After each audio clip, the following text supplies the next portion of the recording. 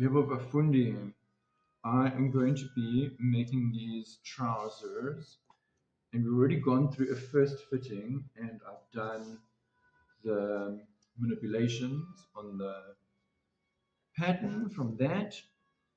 So here I am going onto the fabric. We're using this is a chino, so it's a nice cotton twill. So yeah, nothing too exciting to say. I'm just now tracing out the new pattern. So I can maybe say you can see, just here on this corner, this was the leg of the underside. Now, some jeans you can really, fit both the front and the back next to each other. Some jeans to do that, you just cut a little corner out of here of the crotch. And other jeans like this guy, big gentleman. So you can see I really had to scooch this up and flip it over, which some people think is a complete crime. Don't judge me. I really care nothing to flip it over like this to make the pattern fit, as long as there's not a very distinct pile or a pattern on the fabric, of course. Then obviously you cannot flip. But a plain pattern like this, I feel nothing. So yeah, I'm just going around. Obviously here, it wouldn't really matter if I put this triangle out there, but for I feel this little triangle also gives you a little bit of stretch in this very important region. So I put the triangle here, even if it's not helping me with the patterning. Here also, I really like not having seam allowance on the patterns because it allows me to then decide the seam allowance for each part of the project. For example, when I was doing the sample, I just put 1 centimeter seam allowance all around. I didn't put a seam allowance here on the hem because it's really not necessary. But now here on the final, this technically this is now a second fitting, so I'm putting 2 centimeter seam allowances front and back. Obviously, I am including a 5 centimeter hem, and here on the waistband, I'm going to do 1.5. That I do pretty standard. But now let's, for this chap, this is the first chino. When we're done with this, you'll see I'm actually losing a corner there. Just because they had to squeeze it. I could have moved this further up. I suppose I am being a bit ridiculous by not losing this little section. Whatever. I don't actually think it would have made, it would have made a bit of a difference. But anyway, I'm always trying to like squeeze them as much together, and I do like that about paper patterning. I did get distracted. I was talking about, this chap. We're now doing 2 chinos. This is now the first one. So this one, it's the second fitting, so I'm having a 2 centimeter seam allowance here on the sides in case I've done something wrong and I need to adjust all of that. But then when I'm done with this one and I do the second chino, I'll put a 1.5 centimeter seam allowance on the sides. So at the end of the day, what I'm trying to say is this is why I enjoy not having a seam allowance, because it means I can easily adjust to the seam allowance that I need for that particular project. It's either the sample garment, where it's just a 1 centimeter all around, or it's the second fitting where there's, like this, 2 centimeters just for in case, or it's the final where I'll put 1.5. I just want to check my notes here. Here I'm going to add 4 centimeters. It's much more than I need, but I'm going to do it. And then I'm going to mark on this pattern sort of where this curve is. It's around, I'm going to mark it around here as the 1.5. So this is just how I do my crunch. I come from the inlay here down to 1.5, somewhere on the curve. I just mark it. And then by the time I get to this gusset, it's 1 centimeter. There we go. 1 centimeter on the gusset, 2 centimeters front and back, 5 on the hem, of course. And then I'll just draw in my dart and the pocket. And yeah, I think that's basically that. I do want to draw in this the knees, because that's what I'm going to use to match. I'll usually match with the knee and then match up and down from there. If it's a little bit skew at the top or bottom, I feel nothing, but the knee, I'll make sure that that matches. Okay, so that's, yeah, I mean, that's basically that. There's nothing really else that's too exciting to do. I only mark one edge of my dart. My pocket is a 13 centimeters. 15. I wonder if I want to just bring this down to 14. 15, his hand is quite large. 15, sure. See, I don't want to get, but okay, we're going to have a button. So we're going to make it 15. And we are doing for him just one pocket on the right side. So it's actually not on this side. So just make sure I remind myself about that. All right, Joe, this is the left side. So I'm going to put the pocket on the right hand side. And yeah, that's that. So, you know, I'm going to cut all of this out, and then we're just going to be going step by step as I put this together. Maybe just one thing I'll say. I won't cut it out now because I'm actually, so this piece of the gusset, I want this to be stretchy. So the grain needs to be 45 degrees from that. Obviously, I'm, you know, now I'm being very extra because it's on camera. Usually I'll just measure with my eyes the straight grain somewhere so that that's on the diagonal. And very honestly, you know, I just find a corner somewhere where I can squeeze it in. And if it's not 1000% on the diagonal, I really do not die for that diagonal. As long as it's more or less, you know, like this is the stretchy angle. So that I want to be roughly 45 degrees. And yeah, I just squeeze it in wherever I feel emotionally prepared to do so. So I'm going to cut this out, and then we're going to go and put it all together piece by piece. All right, pieces cut, and I wanted to just go through them with you, all the different pieces of these chinos. I'm going to start with the waistband. So I've just got the outer waistband at the moment. Inner waistband, I'll discuss with the client. We might put a shirt catch.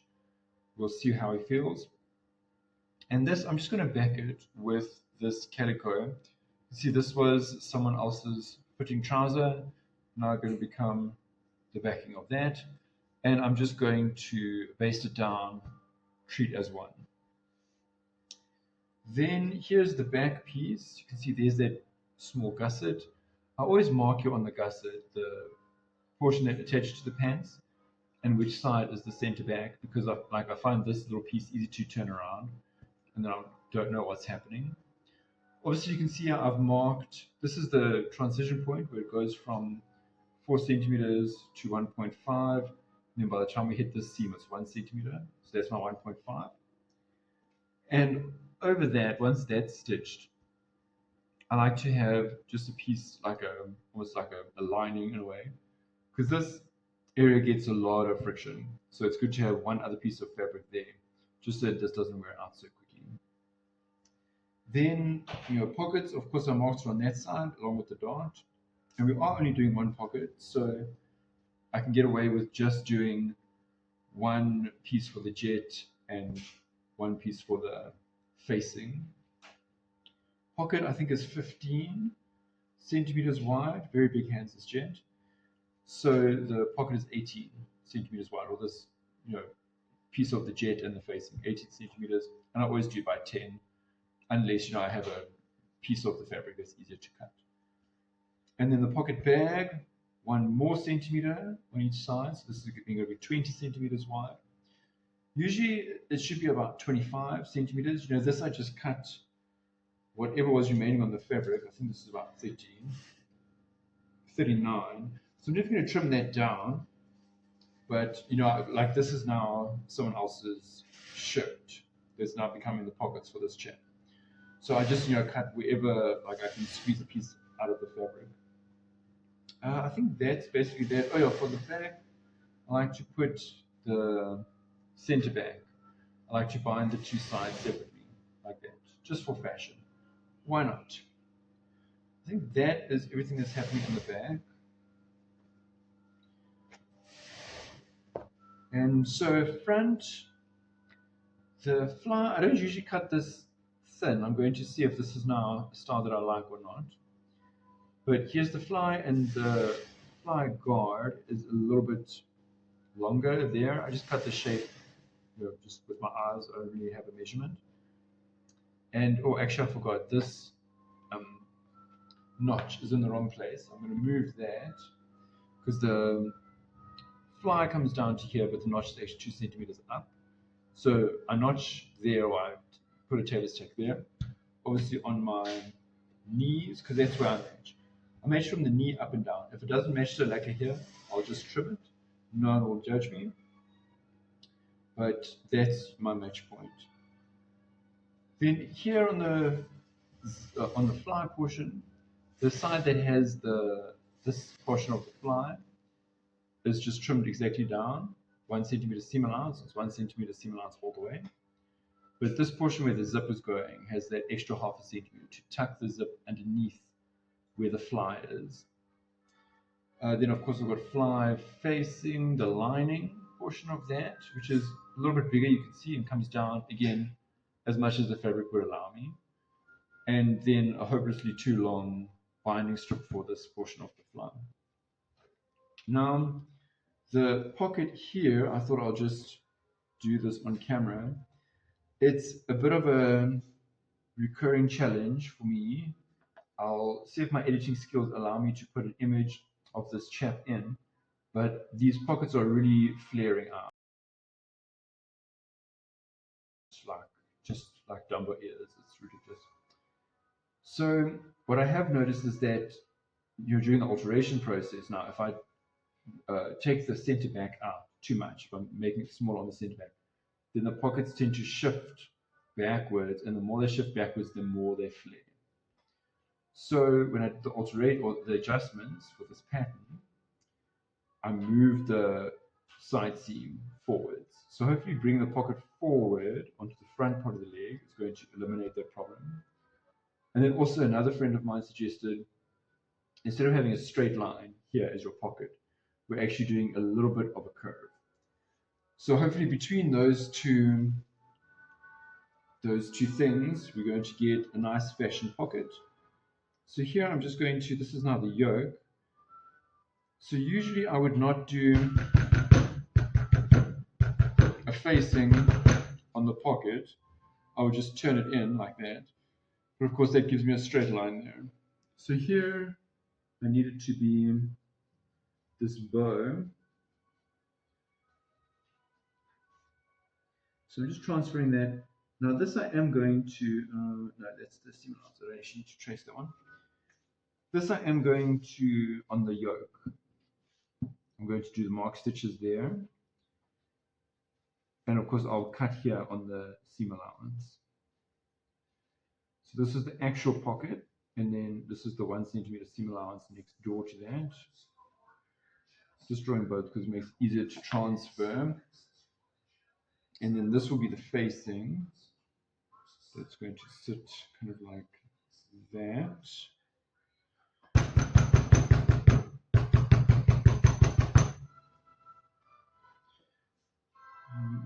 Here I can just trace the seam allowance.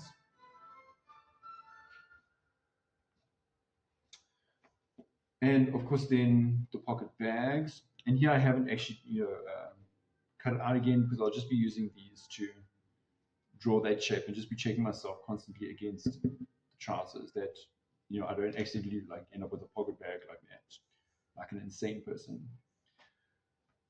So what I'm going to do now is cut all of this, do the tailor's tacks there, fix that kind of thing. And then before I carry on, just keep everything really good iron, because this is the last time that everything's going to be nice and neat and flat like this. So these, because I always soak my fabric, so these little, I don't know if you can see that on the camera, these little stripes from where it was hanging to dry. I just want to iron all of that out. And then, of course, since I'm at the iron, I'm going to want to do my fusing one time, or at least a portion of the fusing one time. Where am I going to fuse? Little strip here for the fly, both sides. A little bit of fusing here for the pocket. That will be that for the front. This fabric is quite thick. I don't think I'll fuse the facing or the yoke, because we have that little bit of fusing on the pants there. That's going to be fine. Then I won't fuse. Here I'll fuse both in a soft fusing. I'll fuse both the fly and the fly guard in a soft fusing. Waistband I don't fuse. I use the cotton as the backing. That I don't fuse. None of that I fuse. Of course, here I'll fuse just on the jets. I'll fuse about 5 to 8 centimeters piece of fusing there, and I'll fuse at the back of where the pocket's going to go here. Just put a strip there. I won't fuse here on the center back yet. I'll first fit and then see where my seam is, and then put a fuse on the center back. If I'm putting a lining on this, if it's for a suit or something, then I'll just risk it. I'll just put a piece of fuse here and hope that I don't have to move my seam allowance too much. But in this case, because it's a chino, I'm not going to do that. So let me do all of that. I'll be back in a minute. Iron, and as by now, I'm sure you know, I like to work on piles to kind of put everything together. So see, these are all the pocket bags. This I need to go through with the front. This is part of the fly, so it's actually just going to relax a little bit. So here's my fly guard. It's going to relax a little bit. This is the fly. This I can put on so long. Here's my 2 pieces of backing for the waistband. I'll use that in a second. Here's my jets and the facing. That's going to wait a little bit. This center back, or these 2 back pieces, I am first going to overlock here. Overlock, overlock. Then join that, then overlock the rest. So that's going to be the first thing that I do there, is just overlock those 2 portions. Okay, that's going to be joined by hand. Overlock, overlock, so that that can sit with the back. That's going to relax a little bit. This is going to now go onto this fly portion. This, I don't have to pin the whole thing all over, but I am a pinner. I do like the security that the pins give me.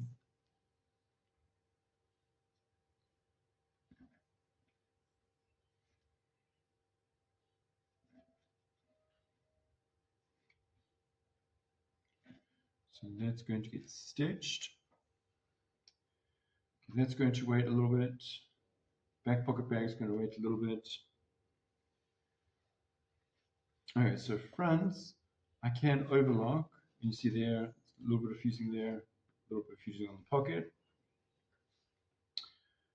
So I'm going to overlock this whole thing.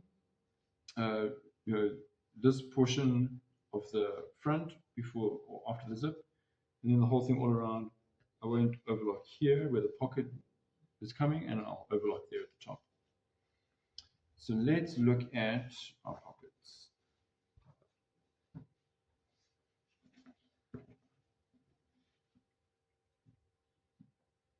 Okay, it would be easier if I just did one of these, but whatever.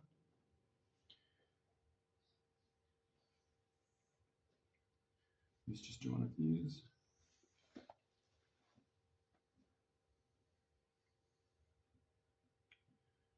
Okay, so that should line up quite nicely.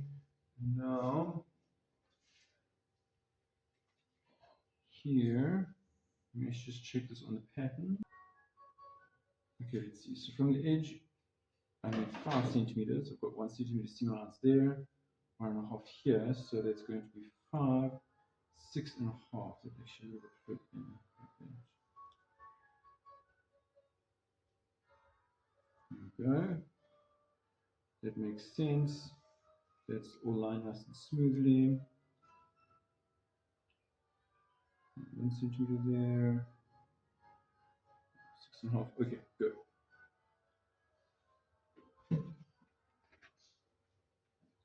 And this needs to line up smoothly. Something to 5.5 actually. If this just lines up at the edge there, that's going to be fine. So I guess that portion of it is not such a drama. The dramatic portion is this one. This has to be quite exact. But what I'll do is just pin it like this.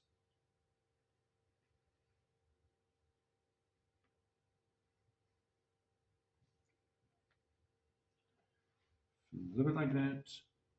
And just trim that down. And then that will be as exact as it can possibly be.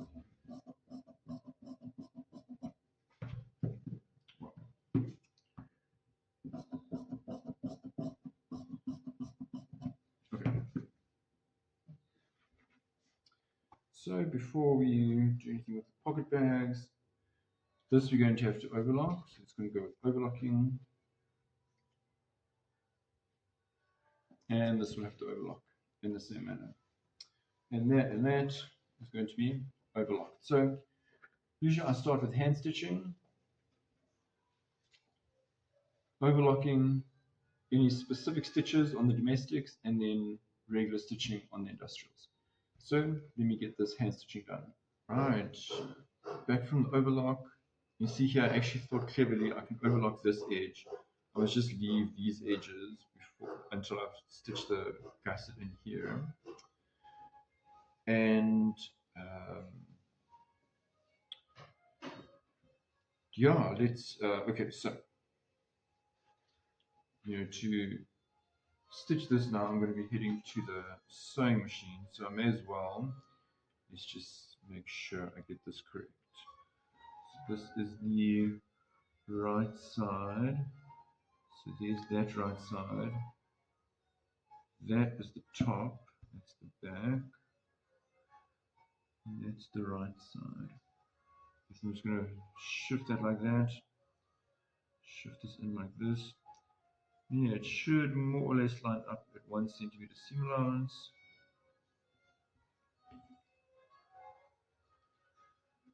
Now I'm going to stitch this first with a regular straight stitch, and then I'm going to go over that with a very narrow zigzag, just because I'm extra, and that area gets a lot of strain. That's the one place it's going to really want to tear. So I'm going to just make sure that it's really nice and well stitched. Let me just make sure I've got my 0 point marked here quite nicely. And then of course one time, because I'm at the sewing machine, I'll be doing that dot. So of course I'll do that on the other side of the pants. Yeah, let me just mark this. This is, oh no, this is marked. That's the top and that's the back. Okay, fantastic. Obviously that's the back, it's overlocked. Waistband, you can see I just basted that. Now I'm going to just trim off that excess. Nothing too exciting. Pockets.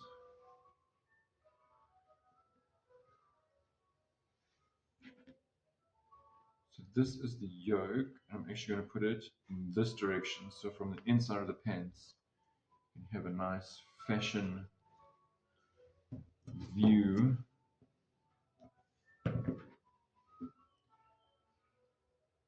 Just lining it up.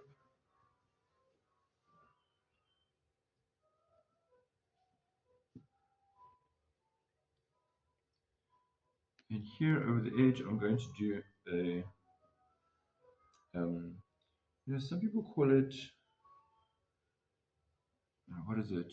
Like a darning stitch. So it's like a zigzag but in straight stitches, so three like that over the edge here.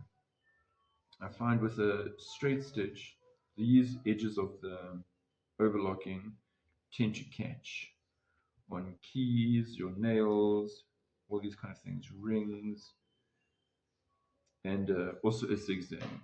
I find tends to catch because it's quite a long stitch over, so it leaves a little thread there just to get caught up. So I'm going to do that darning stitch because that really locks it in place so it doesn't easily get caught on things. And then the same here, I'm going to actually put it on the back of the fabric. And let me just check that I do have the right side facing up.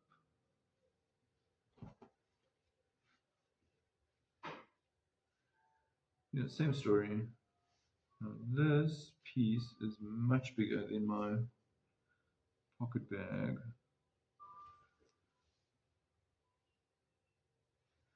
Let's see what's happening here.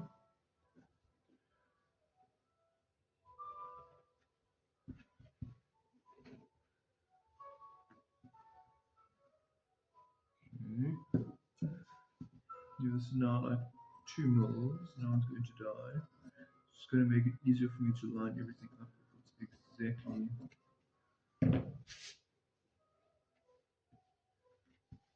or as exact as possible.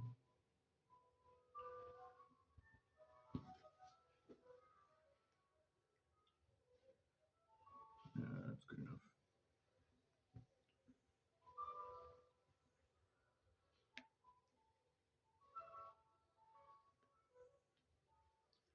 So same story, satin, not satin stitch,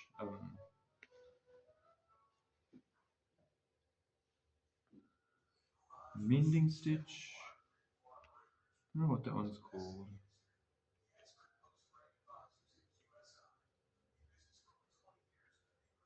But in any event, that is what's going to happen. Stitch that. This one obviously going to be done. In the fronts, nothing. I have to wait for that to get back. Fronts, nothing. So here I just overlocked, skip that section.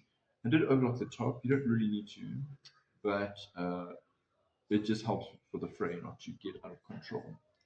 So let me go and do all of that fun stuff. Right, so there we are.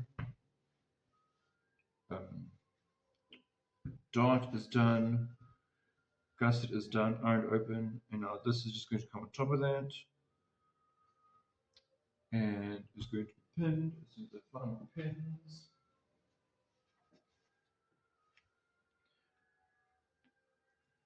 This fly here, as you see, I just put like this kind of binding on it, stitch that over like so. So this is more flat, it doesn't stitch, like that. And now here, this I'm just going to stitch that in the ditch. And yeah, here I'm going to overlock this portion, and then on this portion here, I'll put the binding on that portion there.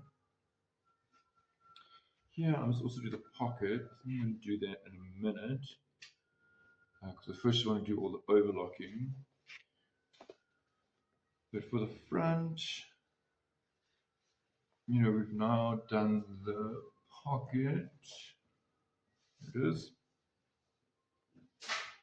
We've done that facing to the pocket, or facing to the pocket bag, so now I can just line that up.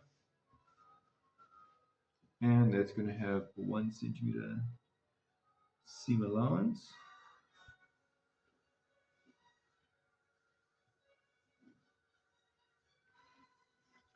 I guess we can get around to the pocket now. Why not? So this one, no, the other one. There it is.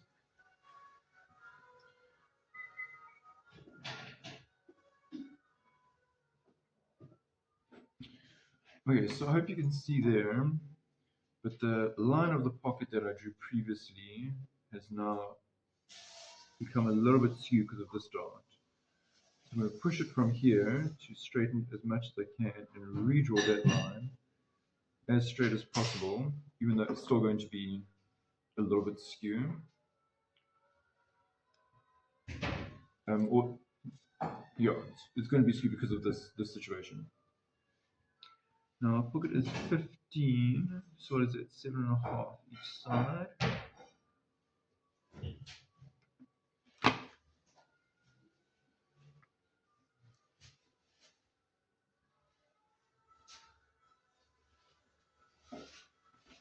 Okay, then I'm going to look at the jets. So here I'm going to draw 3.5 down from the top. Oh, I just did it on the wrong side. 3.5 down from the top.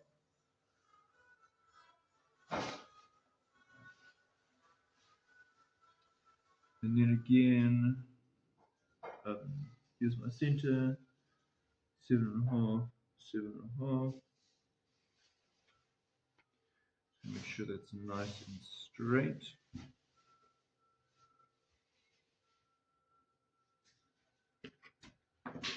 Okay. I'm going to just see exactly where that pocket ends on the back side. Then put one pocket bag like so.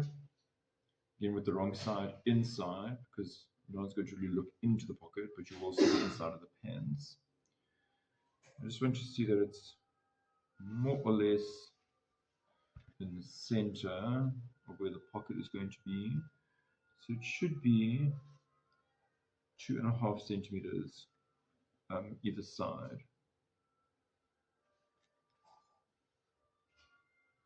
2.5, 2.5, perfection. And this, we're going to have straight here and then running as straight down as we can really get it. Just check it again, 2.5, 2.5. And I'm just going to secure it in that area so it doesn't flap about.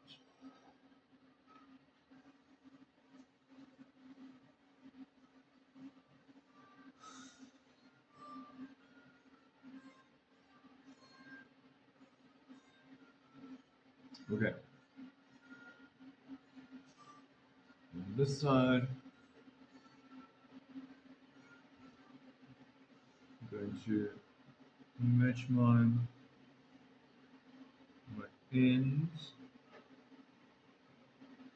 my center,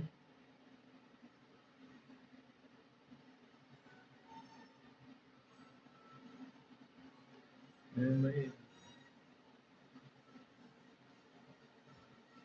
Okay. And I'll just pin a little bit around this because I'm going to take those pins out as I go. I need to stitch there. So I have a separate video on this. I'm just going to do this somewhat quick while I'm going along with everything else.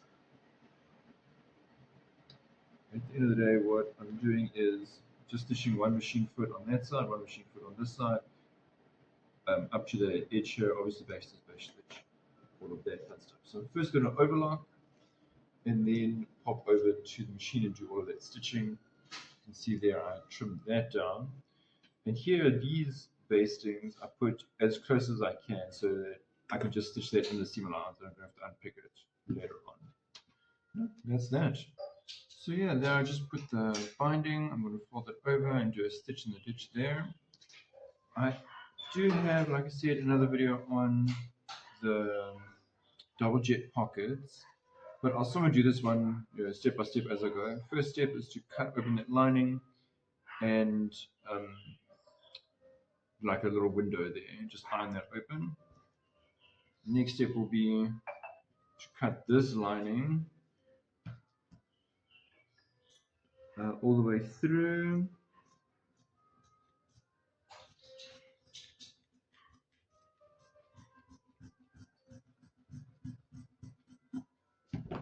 and then iron it like that, and like that. That'll be the next step.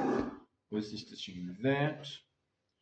Put that to the side. This can actually move out of the way a little bit. Oh, this, and actually this, I should have overlocked. Forgot about that. Overlock, overlock. The fronts, I then, stitch the pocket facing. And I think I'm going to do an understitch there so that on the front side you don't see a stitch line. I think that's going to be quite cute.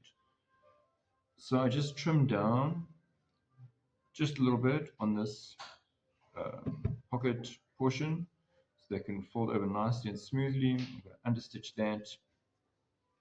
And of course now it's time that I can start joining this. Oh yeah, it's going to be understitched, that's the back.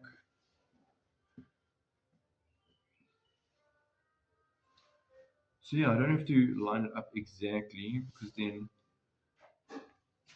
it leaves a more smooth seam there, not so bulky. Cut that off.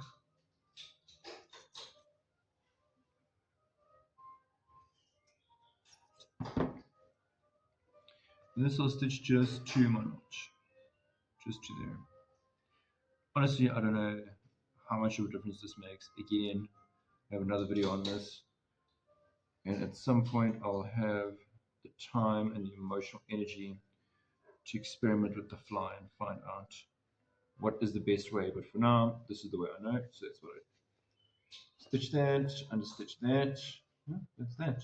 Yeah, so just stitch and ditch there, that's done. I also then trim from here, from where that 1.5 centimeter seam allowance is. I just trim that back a little bit here. I really can't be fussed, but then I just trim it back a little bit. That will actually just chill for a bit. So here are the pockets. I've now understitched and given that a nice iron.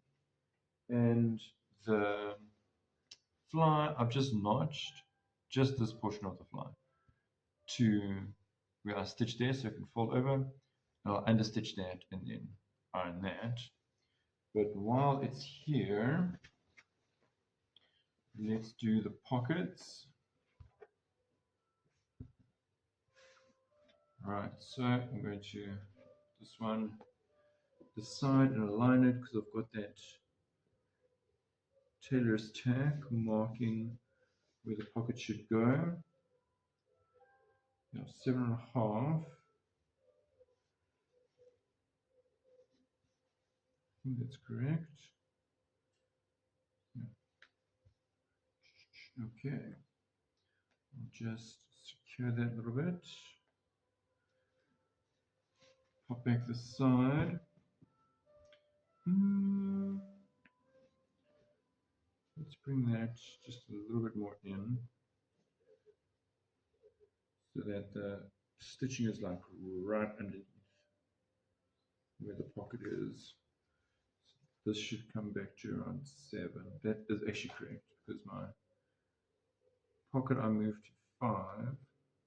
Oh yeah, I moved from the edge of the pants forward 5 centimeters, and then I add 2 centimeters seam allowance. And it does actually line up a little bit better. Likes not to be exact, that's just the nature of fabric. Likes to just sabotage you. So I'm just going to secure here and there. I'm just going to note, you can see the ends at the bottom there stop at the same place. Here at the top they don't. So I just won't stress myself out about trying to match the top. I'll know that the bottom just needs to be matched.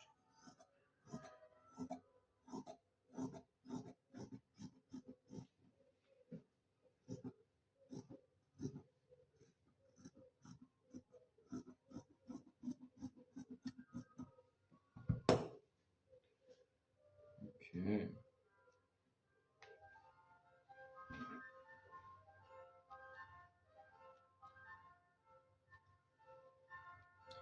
And then I want this to go right sides together. And as I was saying, bottom edges are matching perfectly. Top, not, and it's not a stress. So, you know, I love to pin. So I like to do all my preparation here at the table and then go to the machine. I just find it's more efficient for me. Okay, so that's done. Obviously, I'll do the other one, same. Then here, of course, you know, I've done all of that. I've ironed these lips now. Before I continue, I'm just going to come here and just say, just to kind of secure this, so that it doesn't end up unraveling. And then at the top of my pocket here, my dart starts unraveling. Highly unlikely, but I'm always a little bit paranoid about that. You go and get all of that done. So just back from the iron that, stitch that, ironed it around. Now I'm going to do 2 top stitches there for extraness. And I did, here on the front, I did do that under stitch there. Now I did iron that somewhere just because I was at the iron. Now I can start putting this together.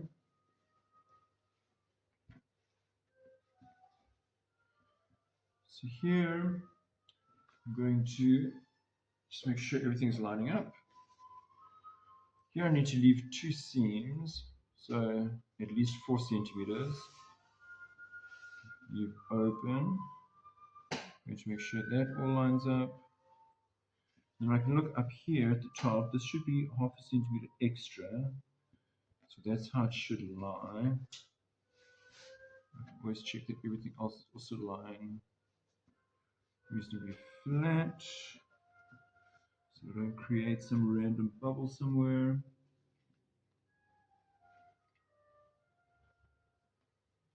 Just secure it like that. And then from this side, you know, I can see my stitch from where I joined the fly. So I'm going to just do a small back tack there and then keep that 1 centimeter going to around there. On the backs, obviously that one is just relaxing for a bit. But here, let's reverse everything. So after I'd stitched that,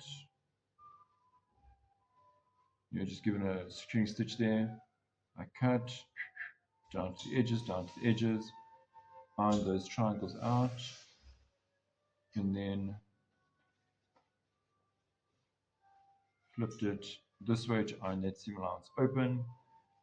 Now I'm flipping it over that seam allowance and I'm going to baste it there so that I can form those lips of the jets.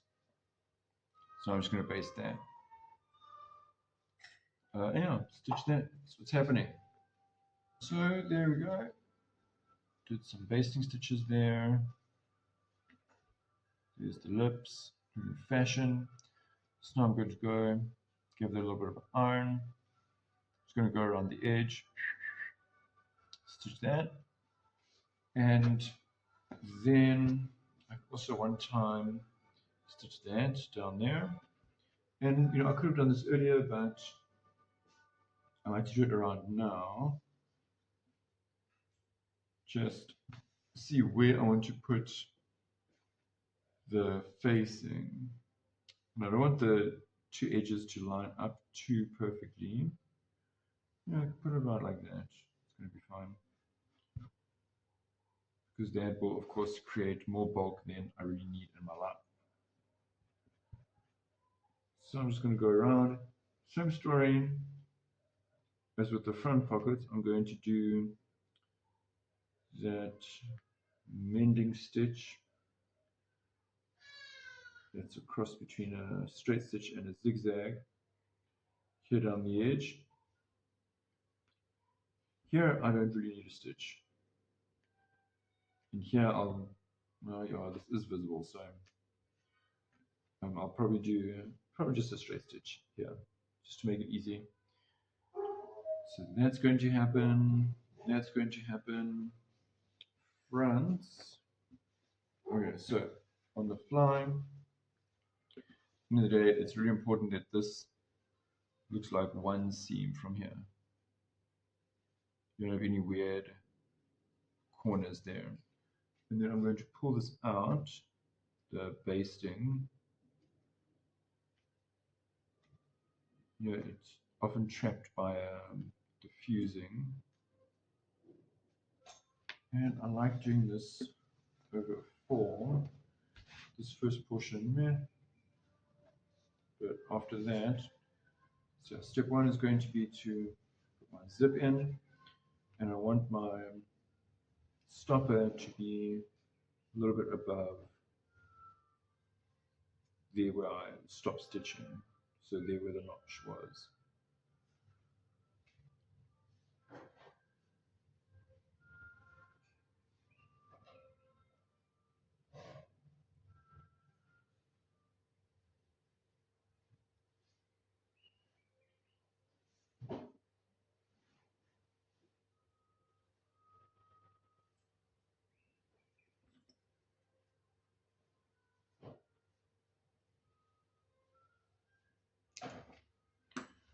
Put my zip like that, and then my fly guard on this side.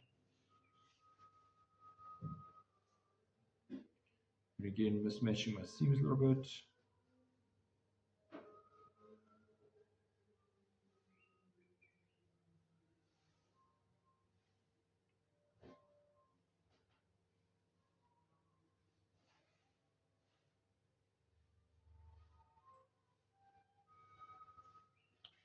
Yeah, and then it's going to stitch out like that. And because of that extra half centimeter, the zip's really going to be underneath the fly there.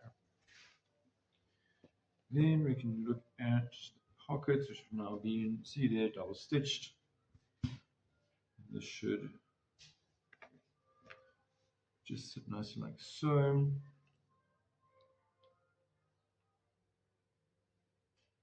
then I'm going to just do a quick little top stitch to keep that in place. Then I'll overlap that section just to prevent the fray from driving me insane.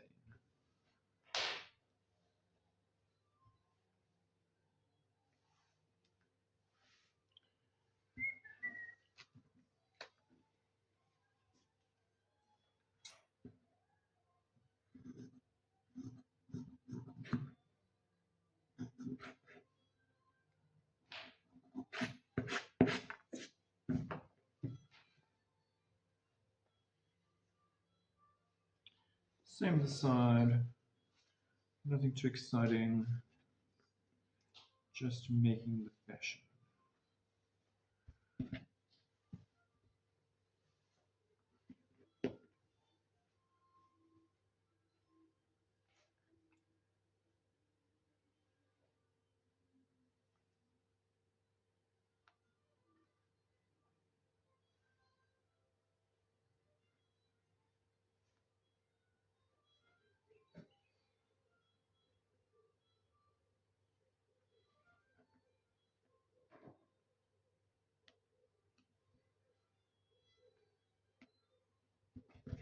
Okay, that's that. Alright, so that's been stitched. This piece will now come at the back here. And this is where I put my label. I just want to make sure that my label is not, the stitching that I use is not going to interfere with the pocket or be directly behind the button or something like that, so that later on when I put my button, all of a sudden it's in the middle of the label. So I'm going to put it right here. Just going to give that a nice fabulous stitch around the edges.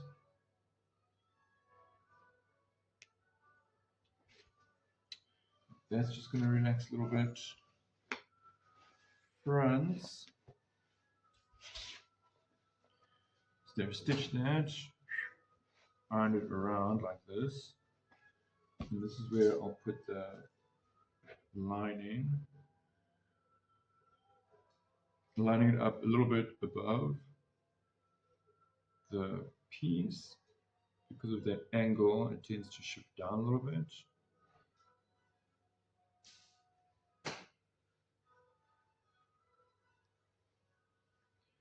And then stitching it down to roughly where it starts to curve.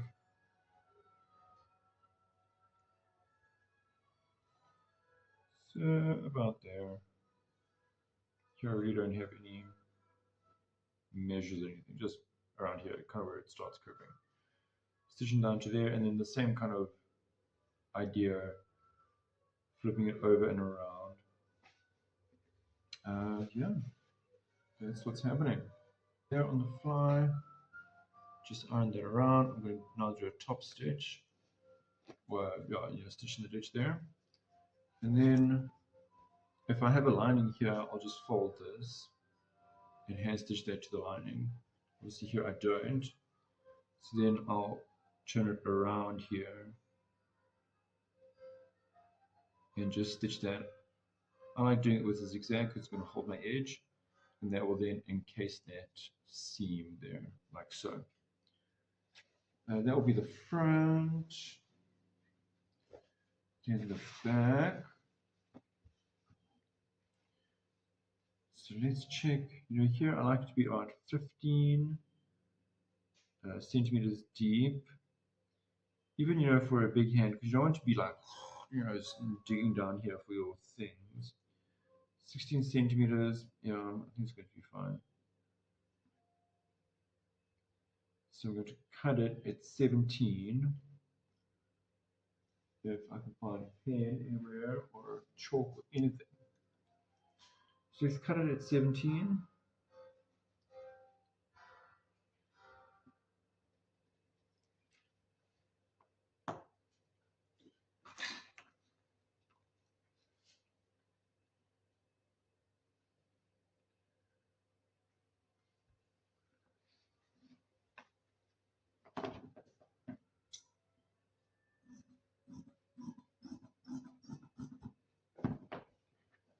We'll just match that.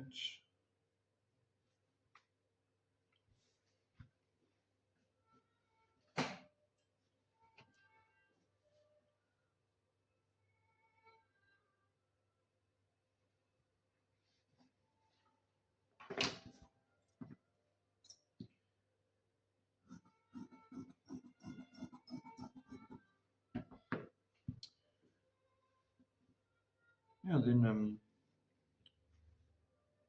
check this. Oh, I should actually first put a buttonhole here. Okay, I saw that. Is 15, is 2.5. Make sure that that is 1000% straight.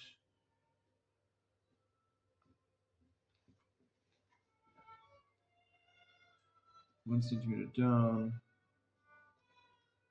This will be 2 centimeters long.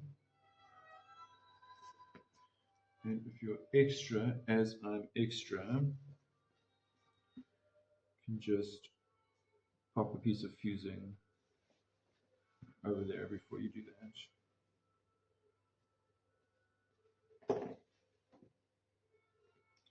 So I'm going to do that, and then I'll join that, stitch that.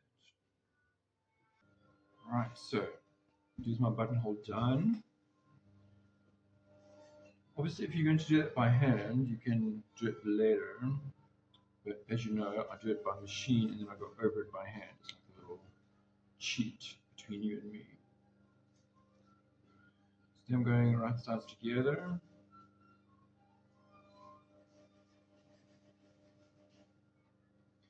And I'll stitch this about 0.5 centimeter seam allowance. And then again, turn it around, and we'll do the top stitching around the edge. The only very exciting thing that I'm going to do is just round these corners.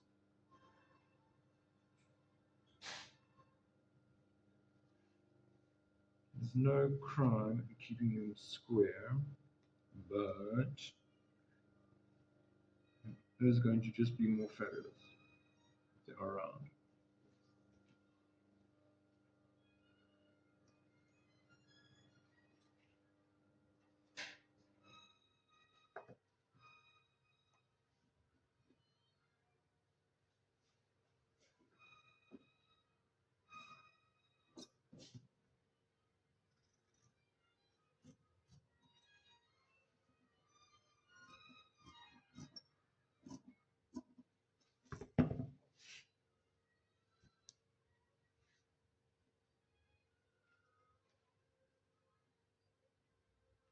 Alright, so stitching that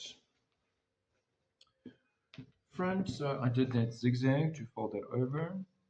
Now here, I don't really have to put a top stitch because usually top stitch is catching this. So now with it caught by a zigzag, I don't have to do that. So this is if it's not lined, then I won't need to do that extra top stitch. Then lining it how it wants to go, making sure I'm not creating some like weird little pull in there. And you can see here the zip is starting maybe half a centimeter back from the seam. So my seam should continue on that half a centimeter in front of the zip.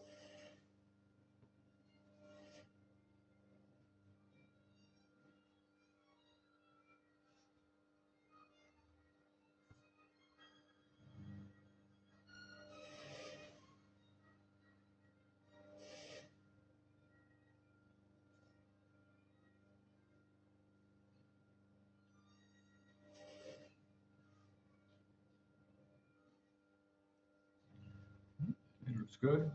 And importantly, put the zip head where it's going to be at the end of the day. And our seam allowance is 1.5, so our zip head is going to zip up to here. And you see this is not straight. So we need to just take that into account when you're stitching this on. And we'll stitch it onto this portion of the fly.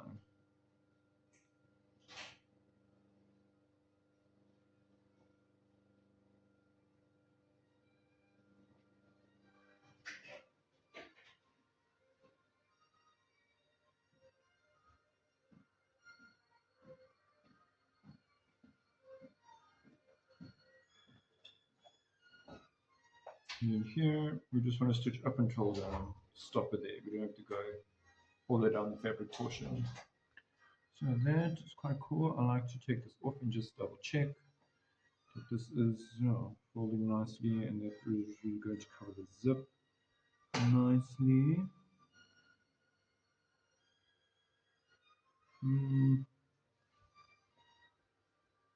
So move this a little bit.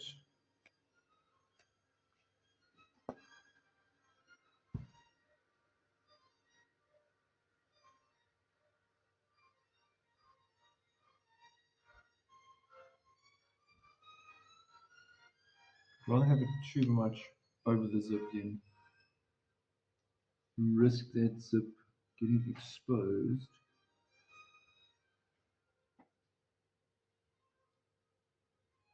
The rest of that looks fine.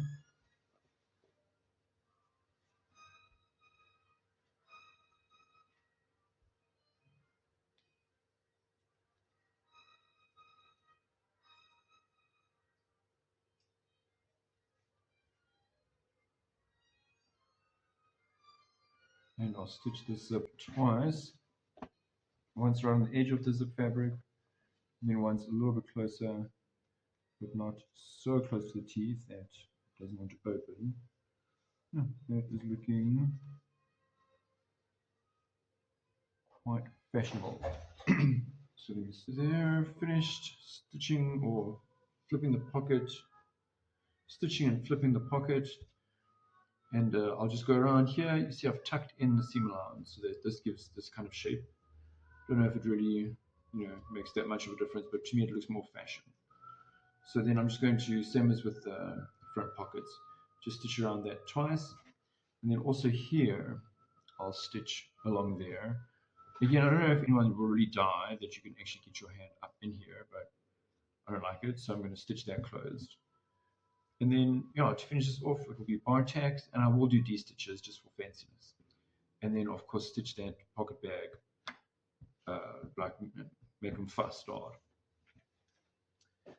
Then for the crotch, the fly, the zip portion, here we are. That's looking quite lekker. Very happy with that. So now I'm going to flip it Just going to secure here and there.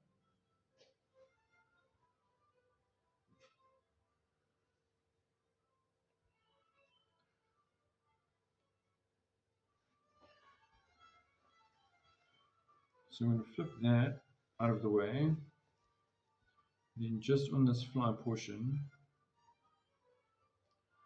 I'm actually going to go around and baste this by hand. And we're going to baste right on the edge there. I just do it by pin first. So this portion I actually cut away, this little triangle there.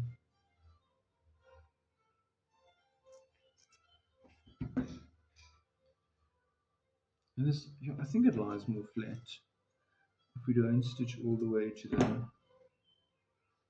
edge.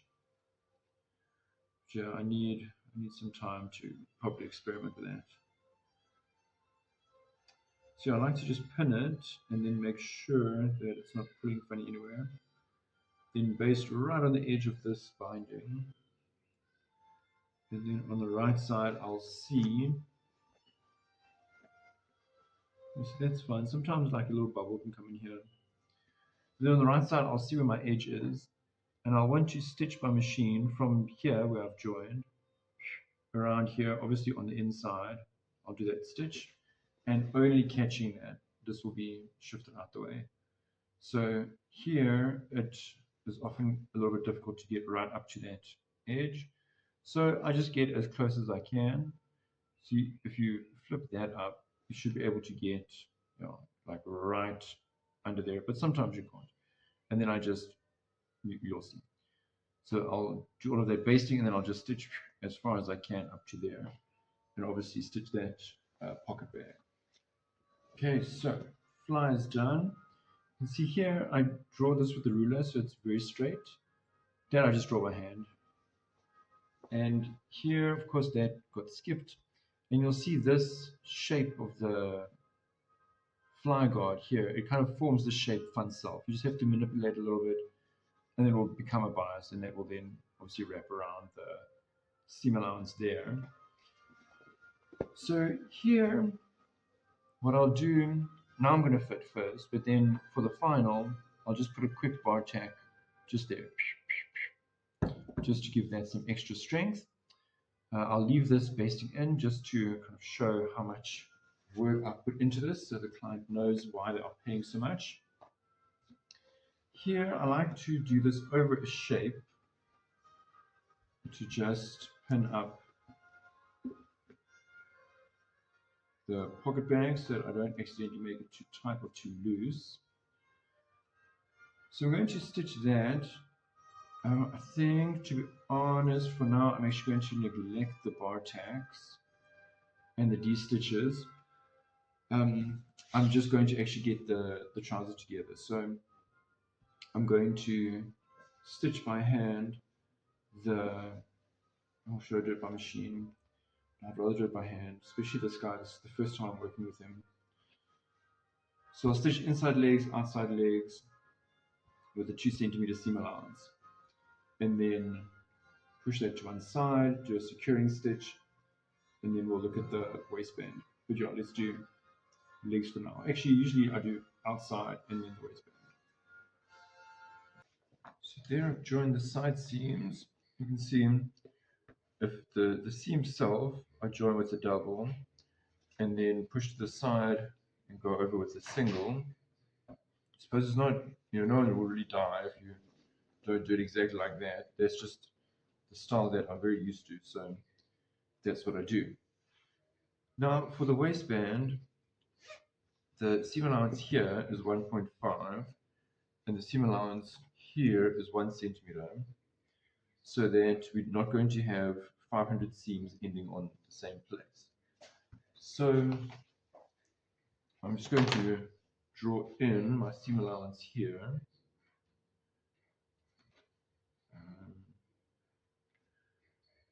Just going to make it easier for me.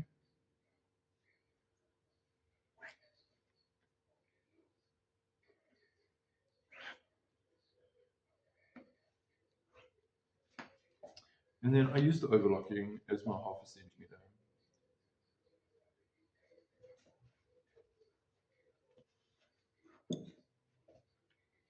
And I'm just going to do the same here. I'm going to join it with a double and then push up and join with a single, or maybe stabilize with a single is a better word.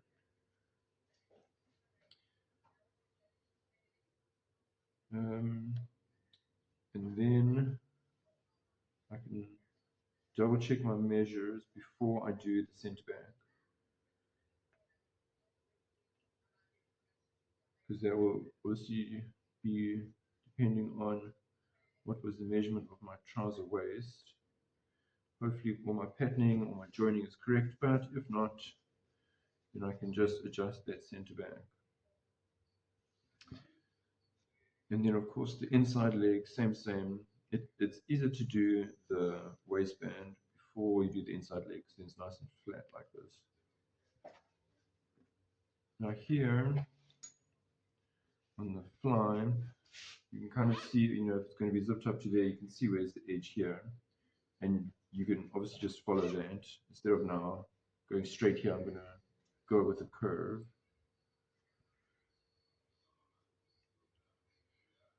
So that at the end of the day, when the pants close, it's going to be a straight line there.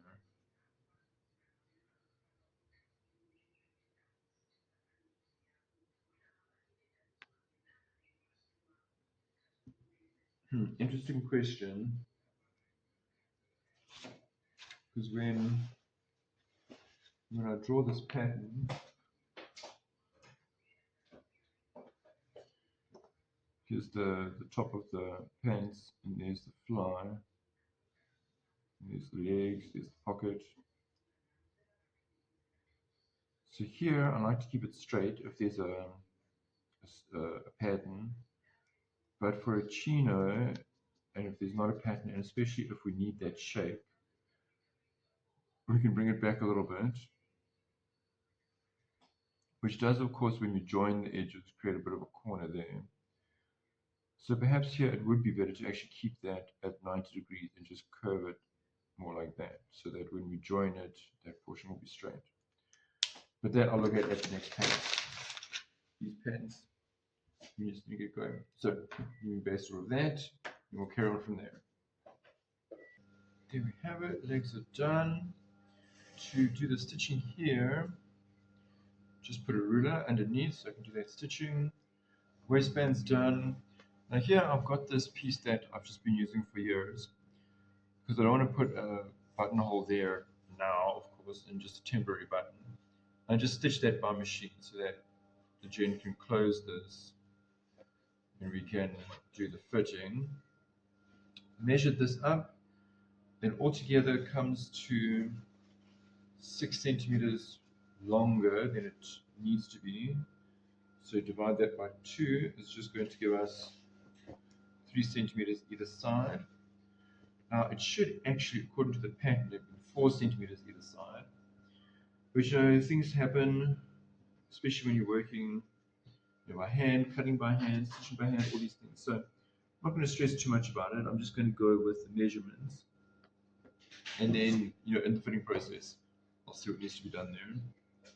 Here, we want this to be straight for about 5 centimeters. So, cool. I'm also going to do this by hand. The only difference is that I'm going to do this with a back stitch.